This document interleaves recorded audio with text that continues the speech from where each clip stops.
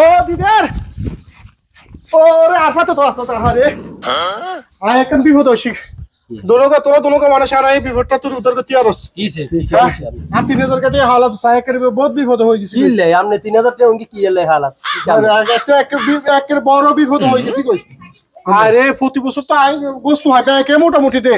বুঝুতি একের 300 350 কেজির মতো হয় একেবারে ব্যাকে মিলে দিলে ওমা এবারে গোস্ত আছে 208 কেজি বরাবর 300 কেজি গোস্ত হুরনো 40 কেজি গোস্ত ওমা মা দেখছেন না আফাত কাকু এমিয়ে কি কয় এমিয়ে 208 কেজি গোস্ত আছে আর আমরা কোরবা দি মিয়া বাগে হন আমগো 20 কেজি গোস্ত হে 208 কেজি 60 কেজি আছেন ভালো কথা তুই অনে 60 কেজি ইনি কিলে 8 কেজি লাগে তুই কি সম্পর্ক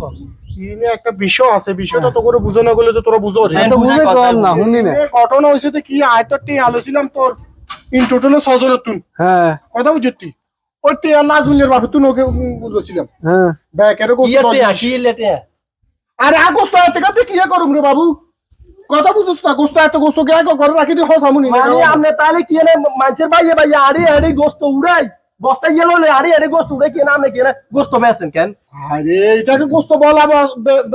এক হিসাবে